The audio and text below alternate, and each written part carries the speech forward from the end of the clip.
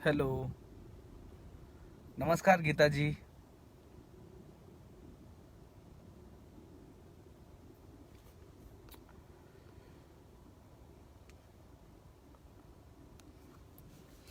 Hello, नमस्कार. कसे आहेत सगळेजण? काय सुरू आहे तुमच्या भागामध्ये? आता सगळीकडे बस, रेल्वे, विमान हे व्यवशिशीरपणे सुरू होऊ लागलेलं आहे. त्यामुळे ज्यांना ज्यांना आपल्या घरी जायचं आहे, जे लॉकडाऊनमुळे अडकून बसले सगळीकडे, ते आता नव्याने आपल्या घरी जातील पुन्हा एकदा. त्यांनी सुटकेचा श्वास अक्षरशः सोडलेला आहे. आणि सगळ्या भागातलं वातावरण आता पूर्वरत पदाकडे जाऊ लागलेलं आहे. पण आकडेवारी मात्र कमी होत नाहीये अशी परिस्थिती आहे. ही आकडेवारी दिवसेंदिवस वाढू लागलेली आहे. तुम्ही आम्ही विचार करण्यासारखी गोष्ट आहे की गेल्या अनेक दिवसापासून ही आकडेवारी का वाढते, याच्या मागचं कारण काय आहे.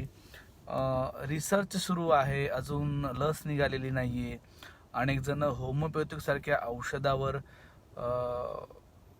सांगतायत की रुग्ण बरे होऊ शकतात, पण कन्फर्म काही नाही अशी परिस्थिती आहे. असो, पण आपण मात्र नेहमी पॉझिटिव्ह बोलतोय, नेहमी काहीतरी सातत्याने चांगलं होईल या दृष्टिकोनातून आपण विचार करतोय आणि संवाद साधतोय. आपण एकमेकाशी बोलतोय, एकमेकाला सातत्याने काहीतरी चांगलं सांगण्याचा आपण प्रयत्न करतोय आणि त्यातूनच आपला हा संवाद गेल्या अनेक दिवसापासून रंगलाय. तो संवाद सुरू आहे. तो संवाद सातत्याने पुढे येतो. कारण आपल्यामध्ये मी कुठला तरी लेखक आहे, संपादक आहे, पत्रकार आहे, या पलीकडे जाऊन तुमच्या सगळ्यामधला एक मित्र आहे. तुमच्या भागात काय चाललेलं आहे याची जाणून घेण्याची उत्सुकता मला आहे. आणि माझ्या भागात, म्हणजे मी जिथं राहतो, ज्या मुंबईमध्ये मी राहतो, त्या भागामध्ये काय चाललेलं आहे हे सातत्याने मी तुम्हाला सांगण्याचा प्रयत्न करतोय. गेल्या 1.5 महिन्यापासून आपला या वेळेला रोज संवाद असतो आणि एक वेगळी मजा असते तुमच्याशी बोलताना, तुमच्याशी संवाद साधताना, किंबहुना तुमच्या भागात काय काय चाललेलं आहे हे समजून घेताना. माझा आवाज येतोय व्यवस्थिशीर? सगळ्यांना माझा आवाज येतोय? माझा आवाज येतो का नाही मला कळायला मार्ग नाहीये. कृपया मला सांगा. तुम्ही सगळेजण गेल्या अनेक दिवसापासून हो, म्हणजे आता विजयजी म्हणतायत की काळजी घ्या, तसे मला अनेक जण सांगतायत की काळजी घ्या. पण तुम्हाला मी सांगू का, मी अत्यंत सकारात्मक विचार करणारा माणूस आहे. आजार आहे, प्रिकॉशन घेतलं पाहिजे, आपण योग्य ती खबरदारी घेतली पाहिजे, या मताचं मी 100% आहे. यात वाद असायचं काही कारण नाही. पण कुठला तरी आजार आहे आणि आपण घरात बसायचं, कुठला तरी काहीतरी होतंय म्हणून आपण शांत बसायचं, या मताचा मी अजिबात नाहीये. आपण जे ठरवलेलं आहे, आपला जो काम आहे, आपलं जे काम आहे ते काम आपण सातत्याने करतो. त्या कामाला खूप गती मिळते. मला असं आठवत नाही की मी एकही दिवस, म्हणजे ज्या दिवशी रविवारी पहिल्यांदा लॉकडाऊन होतं 1 दिवस, त्याच्या आदल्या शनिवारी मी ज्या पद्धतीनं, ज्या उत्साहाने काम करत होतो, तो माझ्यातला उत्साह आजही कायम आहे. आणि मी त्याच गतीनं रोज माझ्या ठरलेल्या पद्धतीनं, म्हणजे माझी जी कामाची पद्धत आहे, 7 वाजल्यापासून ते रात्री 1 पर्यंत कंटिन्यू सातत्याने आपलं काम करत राहणं, हे मी काही थांबवलेलं नाहीये. ना माझं ऑफिसचं काम थांबलेलं आहे, ना माझं दैनंदिन लिहायचं काम थांबलेलं आहे, माझं कुठं फिरायचं काम थांबलेलं आहे. हां, यामध्ये एक मात्र खरं नक्की आहे, लक्ष्मण जगताप सर, तुम्हाला मला आवर्जून सांगायचंय की मी प्रिकॉशन घेण्याचं टाळलेलं नाहीये. मी सातत्याने प्रिकॉशन घेत असतो. माझं दिवसभरातलं घर ही माझी गाडी आहे. माझ्या ऑफिसची, जिथं मी ऑफिसला बसतो तिथं मी एकटाच असतो, ती माझी कॅबिन आहे. माझं ऑफिस आहे, ही गाडी आहे, आणि संध्याकाळी घर. अशा 3 माझ्या ठरलेल्या जागा आहेत.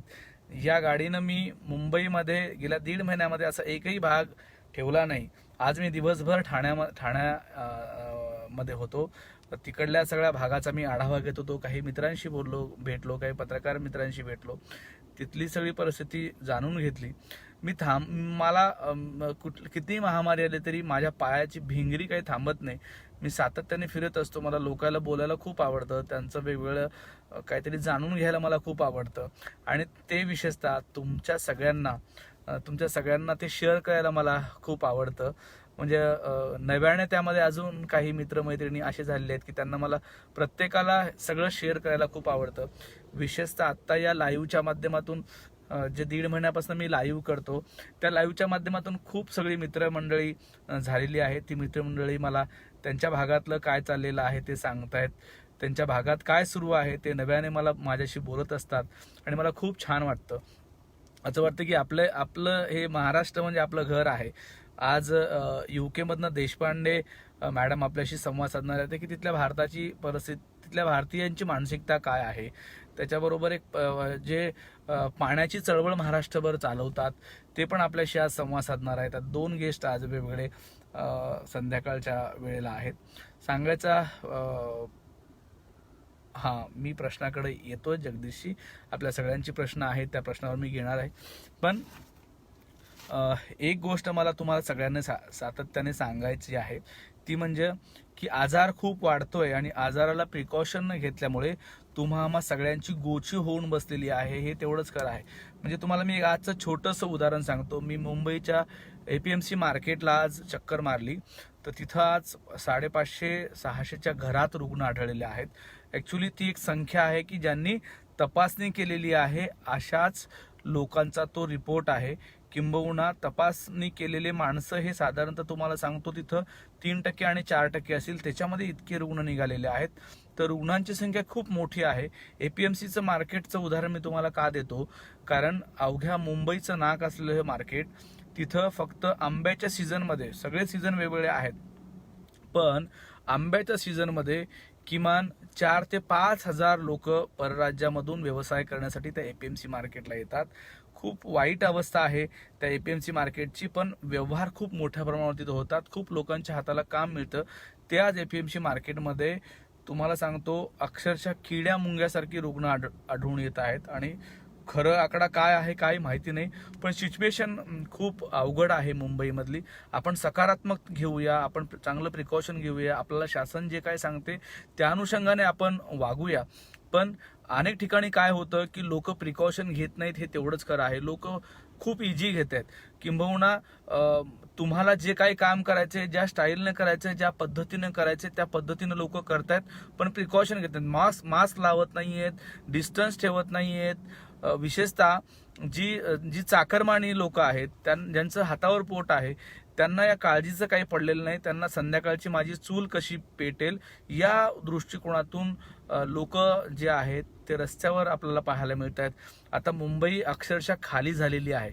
म्हणजे तुम्हाला सांगतो की येत्या 1 तारखेपासून 200 ट्रेन वेगवेगळ्या सोडल्या जाणार आहेत. तो भाग वेगळा आहे. पण आता मुंबईमधनं रोज 50-60 हजार लोक मुंबईच्या बाहेर जात आहेत आणि येत्या 8-10 दिवसामध्ये अख्खी मुंबई तुम्हाला खाली दिसेल. म्हणजे आकडे आता येत आहेत मुंबईमधले ते किती चाललेले आहेत लोक, एकूण आकडा येतोय.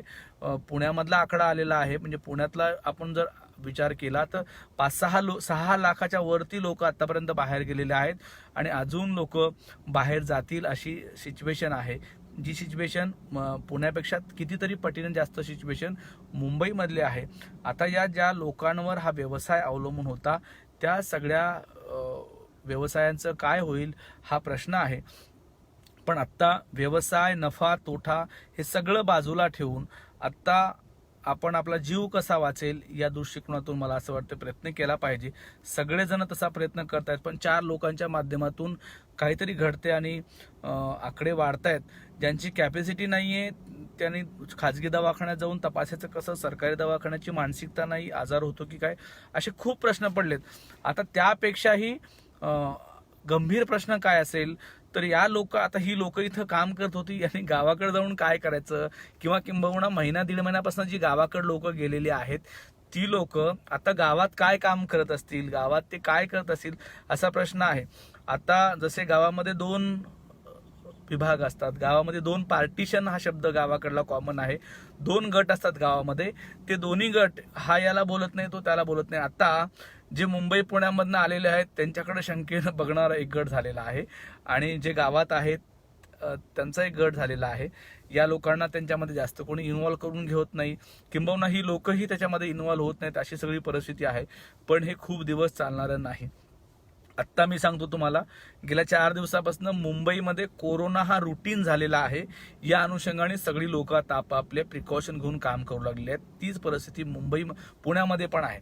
पण आता अनेक ठिकाणी काय होतं, जी लोक पुणे मुंबई आपलं गाव सोडून इकडे राहतात, तर तिकडं त्यांना कोणीतरी बोलवणारी लोक असतात, त्यांना कोणीतरी इमोशनल विचारणा करणारी, इमोशनल बोलणारी लोक असतात आणि ती सगळी लोक त्यांना गावी आपल्या बोलवतात आणि मग त्यातून ते वेगळ्या संकटात सापडतात. त्यांना इथली परिस्थिती वाईट दिसते, अनेक लोक मरतात असं दिसत आहेत, परिस्थिती वाईट होऊ शकते, व्यवसाय नाहीये, हाताला काम नाहीये, पगार नाहीये, या सगळ्या अडचणीमध्ये तो माणूस घाबरतो आणि तो आपलं गाव, तो माणूस जवळ करू लागलेला आहे.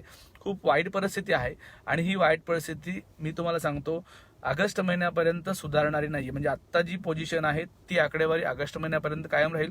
ऑगस्ट महिन्यापासून ती आकडेवारी खाली यायला सुरुवात होईल. चाकरमान्याची अडचण काय होते, 2 गोष्टींना आहे.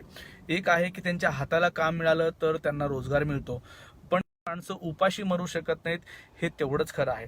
कारण सरकारी धान्य आहे, लोकांची मदत, लोक खूप उत्स्फूर्तपणे मदत करतायत.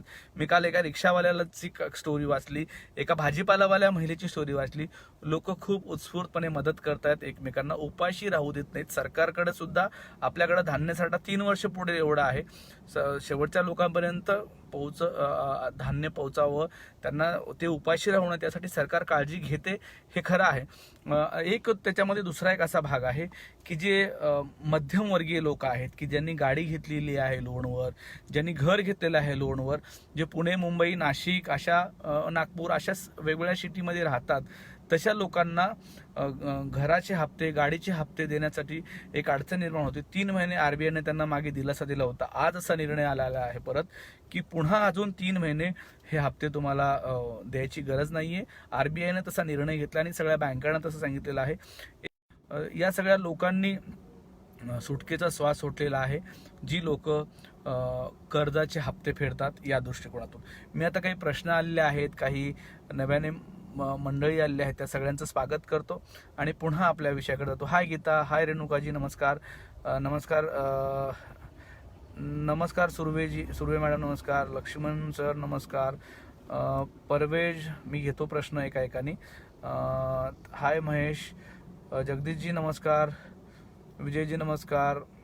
रुपेश जी आहेत, दर्शनाजी आहेत, त्याच्यानंतर विनोद धोंडगे आहेत, किशोर आहेत, अर्चनाजी थोरात आहेत, सुनील फुलारीजी आहेत, लक्ष्मण नंदुवार आहेत, DM भोसले जी आहेत, मनीषाजी आहेत, आदरणीय असराम लोमटे सर आहेत, शर्मिलाजी आहेत, किशोरजी आहेत, विजय परवेज, संजय शिंदे सर आहेत, विजय नवले पाटीलजी आहेत, देवदत्त देशपांडे सर आहेत, नमस्कार सर. किशोरजी आहेत, सुनीताजी आहेत, नव्याने अनेक जण, भैरवजी आहेत, जॉईन झाले आहेत. काही प्रश्न पण या निमित्ताने आले आहेत, ते प्रश्नही घेतो मी. हो, ST सेवेला सुरुवात झालेली आहे. दर्शनाजी म्हणतायत की लॉकडाऊन संपलं नाही पाहिजे, लॉकडाऊन संपलं तर आकडेवारी अजून वाढेल अशी त्यांनी भीती व्यक्त केली आहे. ते अगदी खरं आहे आणि त्या दृष्टिकोनातून आत्ता कोणाला वाटत नाही की आपल्याकडं पैसा खुळखुळता राहावा, कुठल्या राजाला वाटणार नाही किंवा कुठल्याही सरकारला वाटणार नाही की आपली अर्थव्यवस्था कमजोर व्हावी. पण त्या दृष्टिकोनातून सरकार योग्य ती पावलं उचलते, हे तेवढंच खरं आहे. आता लॉकडाऊन का वाढवलं जाते, म्हणजे अमेरिकेमध्ये 2 लाखाच्या वर हा आकडा का गेला, त्याचं कारणच असं होतं की त्यांनी लॉकडाऊनला सिरियस घेतलेलं नाही, किंवा लॉकडाऊनच केलेलं नाही आणि नंतर सिरियस घेतलेलं नाही आणि खूप आकडा वाढत गेला. नंतर त्यांच्या लक्षात आलं की लॉकडाऊन करणं हा एकमेव पर्याय आहे. आपल्याकडं आपण अगोदरच तो पर्याय निवडला आणि त्यातून अधिक हानी झालेली नाही, हे तेवढंच खरं आहे. दर्शनाजी थँक्यू सर. लॉकडाऊन असताना आकडेवारी का वाढते, लोक प्रिकॉशन घेत नाहीत, बरोबर, हे तेवढंच खरं आहे. आणि सगळ्यात महत्त्वाची गोष्ट म्हणजे आता मी तुम्हाला APMC मार्केटचं उदाहरण सांगत होतो. 4% लोक ज्यांना सिम्पटम्स आहेत अशी लोकही तपासणी करत नाहीत. त्यातून असे सगळे प्रकार घडतात, हे तेवढंच खरं आहे. आता प्रवासाच्या निमित्ताने अनेक लोक तपासणी करायला लागलेली आहेत. पण ज्यांचा गळा दुखतोय, ज्यांना ताप येते, ज्यांना कोरोना संदर्भातले जे काही सिम्पटम्स आहेत ते जाणवतात, त्यांनी तपासणी करणं गरजेचं आहे, पण ते करत नाहीत. आणि त्यातून मग कुठल्या तरी अपघाताने माझा एक मित्र आहे, कालचं तुम्हाला उदाहरण सांगतो. तो हॉस्पिटलमध्ये मॅनेजर आहे, माझा जुना मित्र आहे. तर त्याच्याकडे परवा तपासणी झाली सगळ्या लोकांची आणि 2 किट तपासणीच्या उरल्या होत्या. तो म्हणला माझं पण तपासून घे. तर त्याने सहज तपासलं, तर त्याला कोरोना झाल्याचं निदर्शनास आलं. पुन्हा त्याच्या घरच्या सगळ्यांना तपासलं, तर त्या घरच्या सगळे निगेटिव्ह होते. सुदैव चांगली गोष्ट होती ती, घरचे निगेटिव्ह होते. त्यामुळे एक असं होते की तुम्ही त्या रुग्णाच्या सहवासामध्ये आलात की तसं होण्याची शक्यता दाट असते आणि त्यातून ही आकडेवारी वाढू लागलेली आहे. रुपेशजी नमस्कार. Hello Renukaji, thank you.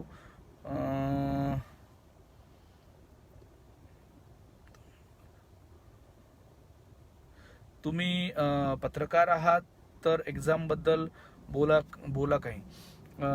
आता परीक्षा जी आहे ते एका विद्यार्थ्यांची नाहीये, परीक्षा सर्वसामान्य माणसांची आहे.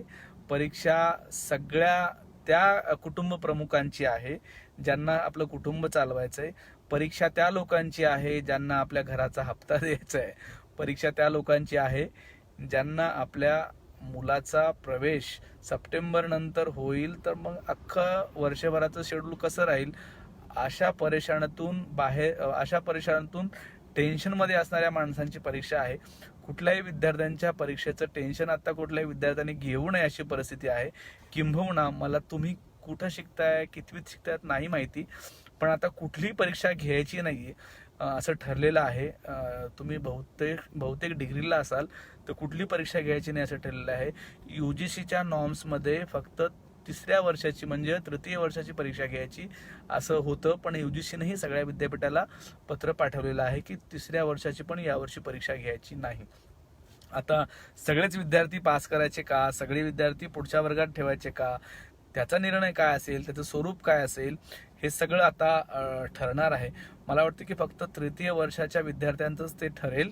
बाकी फर्स्ट इयर सेकंड इयरला जे कोणी आहेत त्यांचं काही ठरायचं काही कारण नाही.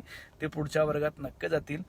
दुसरा एक आज अंदाज असा होता, एका माझ्याच गावातल्या पाटणूर मधल्या एका मित्रांनी मला एक पत्र पाठवलं होतं आणि त्याचं म्हणणं होतं की MPSC UPSCच्या परीक्षेचं काय होईल.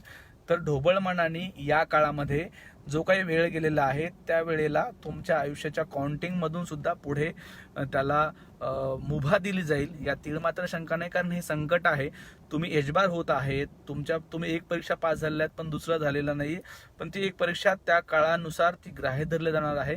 दुसऱ्या परीक्षेची तुम्हाला काही दिवसानंतर तयारी करावी लागेल. आणि सर्वात महत्वाचं, एजबार होण्याचं जे काही विषय आहे त्यालाही मुठमाती मिळेल, यात तीळमात्र शंका नाही. कारण परिस्थिती अशी आहे, त्यावर हे काय तुम्ही आम्ही कोणीही स्वतःहून ओढून आणलेलं संकट नाहीये. किंवा कोणालाही वाटत नाही की मी परीक्षा देऊ नाहीये, मला पुढे 1 वर्ष मिळावं असं वाटत नाहीये. आयुष्याचा सोनेरी वेळ माणसाचा गेलेला येत नाही वापस, हे तेवढंच खरं आहे. त्यामुळे आत्ता आपण जीव वाचवण्यासाठी, लोकांना मदत करण्यासाठी, लोकांचे जीव वाचवण्यासाठी पुढे आलं तर ते उत्तम राहील, असंच मला या निमित्ताने सांगावंसं वाटतं. थँक्यू दर्शनाजी.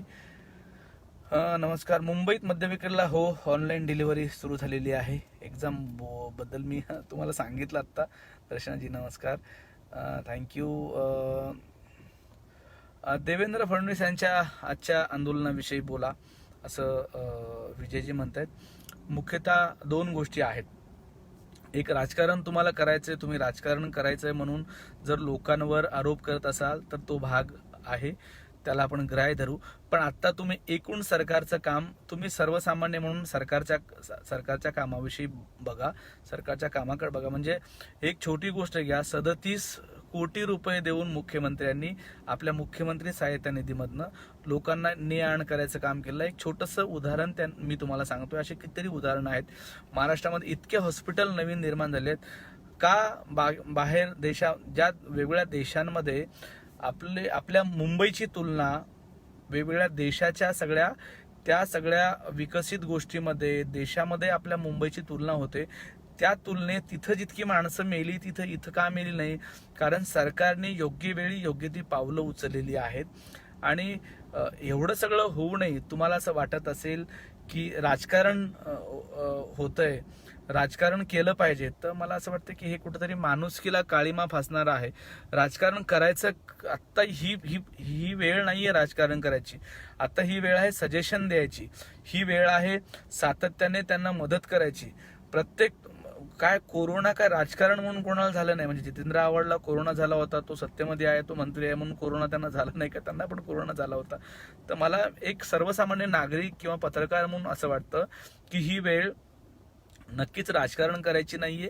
तुम्ही किती जबरदस्त विरोधी पक्ष नेते आहात हे दाखवून देण्यासाठी सुद्धा ही वेळ योग्य नाहीये. तुम्ही खूप चांगले मुख्यमंत्री म्हणून तुम्ही चांगलं काम केलं होतं देवेंद्रजींनी त्या काळामध्ये.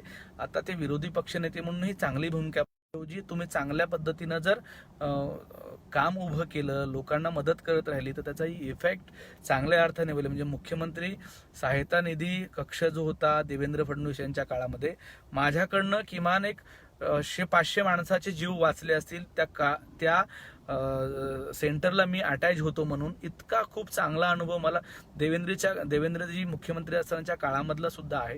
त्यामुळे प्रत्येक माणसाची एक काम करण्याची स्टाईल असते, प्रत्येक माणसाची एक वेळ असतो, प्रत्येक माणसाचा एक काळ असतो.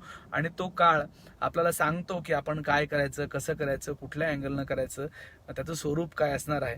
त्यामुळे आंदोलन करायची कितपत गरज होती हे आम्ही त्याचा विचार केला पाहिजे. आंदोलनाबद्दल मी बोललोय. जगताप सर म्हणतात की कोरोना काळात सुद्धा तुमची प्रसन्न मुद्रा ऊर्जा देते. काय सांगताय काय? कशाची प्रसन्न मुद्रा आणि काय? आपलं ठरलेलं काय असतं की आपण सातत्याने आपल्याला आवडते ते काम सतत करत राहायचं. कुठलंही संकट येऊ, कुठले वादळ येऊ, त्या कामाहून आपण जगताप सर मागे नाही हटायचं. त्यामुळे आनंद मिळत असतो. आणि आपल्याला माहित आहे की किती संकट आपल्या राज्याने, देशाने, कोरोनाचं संकट आपण काय घेऊन बसलो. नमस्कार मनीषाजी. आदरणीय असाराम लोमटे सर आहेत. सर नमस्कार. खूप चाहता आहे तुमच्या सगळ्या वेगवेगळ्या पुस्तकांचा, वेगवेगळ्या विषयांचा मी, आणि खूप बारकाईने मी तुम्हाला अभ्यासलेला आहे. आणि खूप छान वाटतं आज तुम्ही हे सगळं ऐकताय. विषय असा आहे की एक दिवस मलाही तुम्हाला घेऊन सगळ्यांना ऐकवायचंय. खूप चांगल्या वेगवेगळ्या विषयाची तुम्ही मांडणी करतायत. तुमचं बारकाईनं अनेक गोष्टी मी वाचलेल्या आहेत सर. Thank you so much. मला अजून NGOचा नंबर मिळालेला नाहीये. तुम्ही मला फोन करा किंवा मेसेज करा. मी तुम्हाला माझ्याकडे असलेले NGOचे नंबर देतो. तुम्हाला त्रास झाला त्याबद्दल sorry.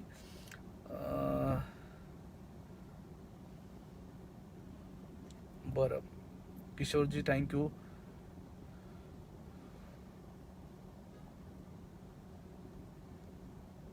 Okay Renukaji thank you.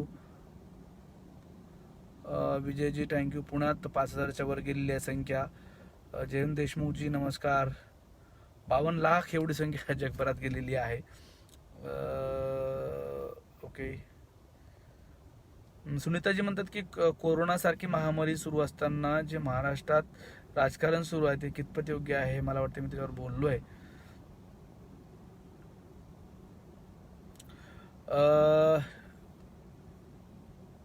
Shashikantji म्हणतात की आपली लाईव्ह भेट झाली की जणू काही मुंबईत फिरल्यासारखे वाटते. आपल्याशी संवाद साधून दिवसभरातील नकारात्मक विचार नाहीसा होतो. Same to you. माझंही तुम्हा सगळ्यांना भेटल्यावर तसंच होते नकारात्मक.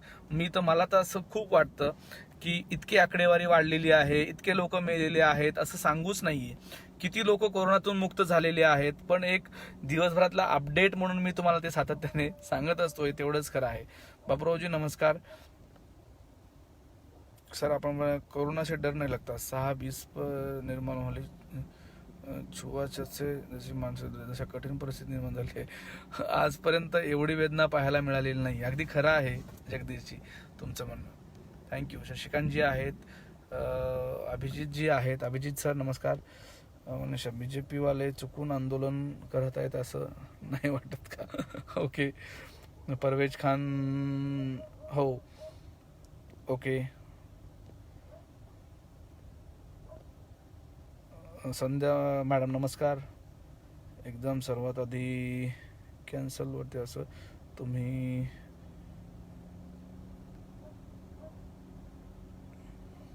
बरं फायनलला आहे सर मी अमरावती युनिव्हर्सिटी. ओके.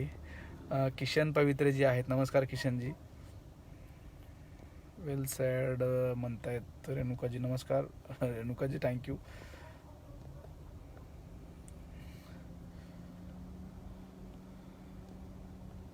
ओके. अनेकांचे वेगवेगळे प्रश्न आहेत, काही विषय आहेत त्या निमित्ताने. कृपया मॅसेजसाठी नंबर द्या. ओके. मी कसा पाठवू पण आपल्याला नंबर असा मला प्रश्न पडलाय. नंबर आपल्याला कसा देऊ? मी आपल्याला काही NGOs आहेत त्यांचे नंबर देतो, पण मला तुम्ही एकतर मला मॅसेंजरवर व्हॉट्सअपवर पाठवा. मी तुम्हाला लाईव्ह झालं की नक्की देतो. सॉरी तुम्हाला त्रास झाला त्याबद्दल सॉरी. तर आज हे दिवसभरातलं सगळं अपडेट्स मी तुम्हाला सांगत होतो. आत्ता काही वेगवेगळे मान्यवर म्हणजे 7:30 वाजता आणि 8-10 वाजता काही मान्यवर आपल्याशी बोलणार आहेत. त्या मान्यवरांना आपल्याला ऐकायचं आहे. UK देशपांडे मॅडम आहेत, तिथली सगळी परिस्थिती हाताळतायत. UK मध्ये काय चालू आहे, भारतीयांची मानसिकता कशी आहे, तिथं करिअरच्या संधी कशा आहेत, किंवा आत्ता भारतीयाची काय मानसिकता होऊन बसलेली आहे तिथल्या लोकांची. आपण परत UK किंवा परत वेगवेगळ्या देशांमध्ये करिअर करायसाठी जायचं का नाही असा प्रश्न त्यांनी निर्माण झालेला आहे आणि त्याचं उत्तर त्या सगळं देणार आहेत. पुण्याचे एक सर आहेत, त्यांनी एक चळवळ उभी केली महाराष्ट्रभर आणि त्या चळवळीच्या आधारावर ते तरुणांना मार्गदर्शन करत असतात आणि वेगवेगळे विषय घेऊन तरुणांना बोलतं करतात. आत्ता तरुणाईमध्ये काय झालेलं आहे की नातेसंबंध कसे टिकवायचे हा विषय कठीण होऊन बसलेला आहे आणि त्या कठीण विषयावर ते सगळं या तरुणाईला बोलतं करणार आहेत. या FB लाईव्हचा एक फायदा काय होतोय, या पेजवर केल्यानंतर ते गुगलवर जातं, ते यूट्यूब चॅनलवर जातं आणि सगळ्यांना एक माहिती होते, एक देवाणघेवाण होती विचाराची आणि काहीतरी सातत्याने आपण बोलत असतो, काहीतरी विचार आपण एकमेकांना सांगत असतो आणि खूप छान वाटते. मुंबईमध्ये आता अंधार पडलेला आहे आणि तरीही तुम्हाला मी दाखवतो. मी ज्या भागात आहे त्या भागामध्ये पूर्ण शुकशुकाट आहे सगळीकडे. मी बेल्ट लावतो. पूर्ण शुकशुकाट आहे सगळीकडे मुंबईमध्ये. तुम्ही कुठल्याही गल्लीत जा, कुठल्याही भागात जा, हा शुकशुकाट तुम्हाला कायम दिसेल.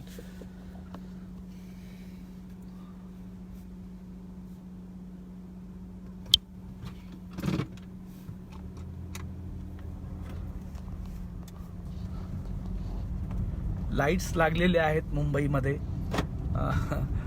रस्त्यावरचे आणि सगळीकडे बघा. तुम्हाला या इतक्या गजबजल्या अनेक भागामध्ये तुम्हाला कुठेही ट्रॅफिक बघा. आता हा चौक आहे छोटासा एका याच्यामधला, पण तिथेही तुम्हाला ट्रॅफिक दिसणार नाही अशी परिस्थिती आहे सगळीकडे. तुम्ही कुठल्याही गल्लीमध्ये जा, कुठल्याही भागात जा, सगळीकडे मुंबईत ही परिस्थिती आहे.